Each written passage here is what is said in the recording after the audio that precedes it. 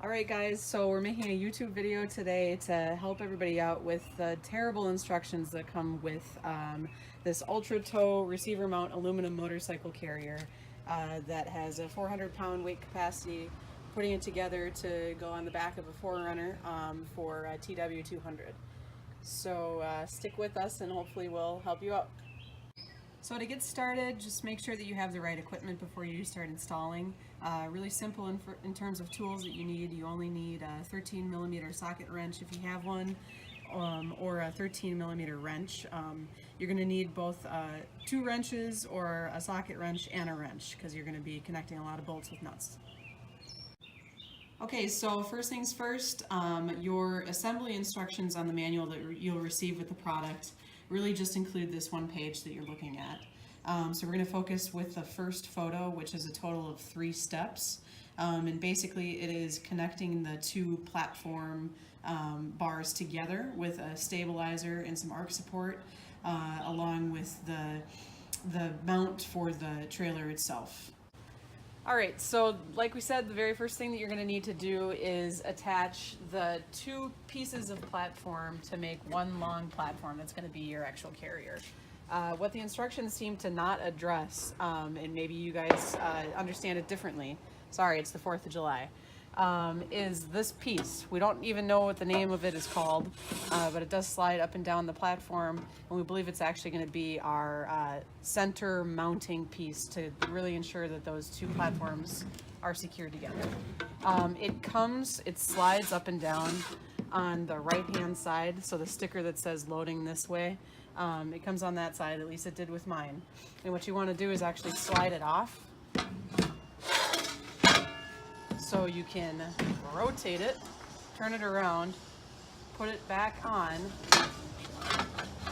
so your ramp sort of footing, I guess if you want to call it that, continues to stay flush across the entire 2 platforms once they're one.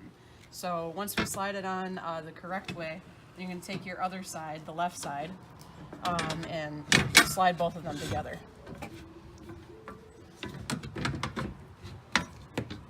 Sorry, a little hard to do with 2 hands here. There we go. Awesome assistance. And then you just need to slide it across so it lines up. There's 4 holes that you want to line it up to on either side. And once you have that in place, then you can move on to the next step. So now that your 2 platforms have been stabilized as one platform, what we're going to do is grab this piece, which again doesn't really have a name on the instructions, so call it whatever you want to call it. I'm going to call it the bracket that allows you to connect the tube to the receiver of your car. Long name there. So you're going to grab this, set it down on a flat surface. We're obviously just working on this sort of work surface here. I'm actually just going to lift up the platform, and my buddy here is going to slide it underneath, and we want to line up the 2 outside holes on either side as best as you can. It's okay, you can adjust it later. And then we just have some drill batteries here that we're just going to center the balance out on. So then we can start taking our bolts and actually bolting down and attaching. So we want to get the bolts and nuts and washers to start to actually bracketing all this stuff down. And we also want, I believe what they're calling the 2 joint brackets. So here are 2 joint brackets. And we're also going to use 4 bolts that on the instructions they call number 24 or bolt M875. So you're going to take 4 of these for our next part. Okay, so now that we have our bolts, locking nuts and washers, and our joint brackets over here on our work surface, obviously you're going to want to take the locking nuts off of all 4 of your bolts. And sink all the bolts into 2 holes on the right side, 2 holes on the left side after you put the joint brackets on top. So we'll just line it up, sink our bolts all the way down. You might not have it all lined up perfectly, so you just got to mess around with it a little bit, obviously, until you do. Alright, so we have one in, and obviously grab your locking nut, get it started. on one side, and then you'll want to do that to all four, and then use your socket wrench and wrench on the other side, 13 millimeter, to start locking it down. So after we have our bolts attached into our joint brackets and also this tube underneath, we have to remember about this sliding tray, this gray sliding tray that we used earlier, that's not really included in the assembly instructions. We believe because there are 4 extra of the 24 length bolts with washers and nut locking nuts, that we want to further secure it by sinking a bolt in either side on each one of these holes, doing your locking nut with your 13 millimeter sockets, and then moving on to the next step. Okay, the next step is what they call number 2 on your manual or assembly instructions, and that is going to be attaching your 2 arc bars to the platform. So the far side attaches to platform 1, and then the other side attaches to platform 2 for additional support. You're going to do this by using 2 of the same bolts that you were using before for either side. And then you'll also want to grab these shorter bolts that don't have locking nuts or washers on them. That's actually going to sit in the bushing of your joint bracket for either one as well.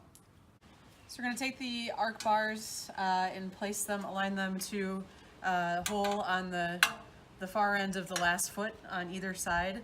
And then also your center is going to sit on this bushing here. So align your holes, and again you're going to use 2 of the number 24 bolts and then 1 of the shorter bolts without the locking nut and washer. What I'd like to suggest first is putting your shorter bolt into your center so you know that you're aligned properly. Just loosely tighten it by hand. No need to tighten it hard there. Once you have that aligned properly, then you're going to sink your longer bolts on either side, so you know that when you tighten down, you're actually aligned properly. And then again, use your sockets to tighten everything down. And then do the same on the other side. Now that our platform is completely secured, we no longer have 2 insecure platforms, we have 1 long one. All that part is done. We're going to move on to adding the front wheel clamp, which there's 2 of them in the box that you'll get. It also has a bracket attached to it. It'll come with the bolts and the locking nut that you need to use. There's 2 of them on each wheel clamp. So I already have one disassembled over here. You're going to want to make sure that your tightening knob is facing out on your reflector side and in towards your bumper on your bumper side. So with the bracket taken off, you'll see you have 2 holes that you're going to put your long bolts through, and then also you're going to have a bigger bolt that goes on afterwards that goes through the center. So you'll just want to line up those holes, attach your bracket, and then make sure that your bracket for the wheel clamp is lined up to your holes underneath, and again sink your bolts on either side. And then again with your locking nut, you'll just use the locking nut to lock both down. All right, next up after the wheel clamps are on is we're going to move on to the tube itself, putting the tube onto the platform, the receiving tube. And our instructions actually tell us that we're supposed to be taking all of the nuts, bolts, washers, etc. out of this tube. However, none of ours were pre-assembled. They actually all came into this bag. So for us, we're ready to move on to actually inserting this into the platform. Right, now that we have our tube on our work surface with the platform, we're just actually going to flip the platform around, make it a little bit easier to insert it, and then actually bolt it in. Because what we want to do is insert it into this receiving bracket that we added earlier. So I'm just going to flip it over. Thank you. And what we want to make sure we do is the clamp side over here. We want that to be on the outside or street side of the ramp or the platform, which is, to orient, I always just look for the reflectors. That helps me. And then basically you're just going to line it up. Feed the tube through your sort of receiving bracket here, and you'll see you have a hole on either side. You're just going to line up, go pretty far in, pretty much all the way in, so it's your last hole on the tube itself. You'll see you line up very easily, and then we're going to attach that with our bolts. All right, so in our little baggie that had all of our hardware packaged for the tube, that's where we're going to find our bolts to actually secure this to the platform. These bolts in the instructions are called number 12.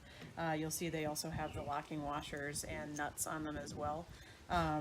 I misinformed you. You are going to need a different socket size for these. So this goes up to 16 millimeter. So we were using 13 on all the others. This is 16. So obviously we're just going to take our nut off, and this is not a locking nut, so that's why we have the locking washer on these.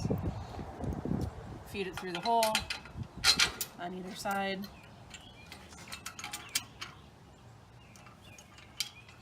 And tighten both down. Okay, so next step is in our little bag of gear for the tube, it actually includes 2 tie-down clips that are going to go into your third or smallest hole on the tube. So for going backwards, this is what's going to attach to your receiver on your truck. Then this is the hole that you're actually going to put your clips into. It includes 1 bolt for that. In the instructions, it's called bolt 11 and 1 locking nut, which is locking nut 15. So we're going to flip it over and orient that so you can see it.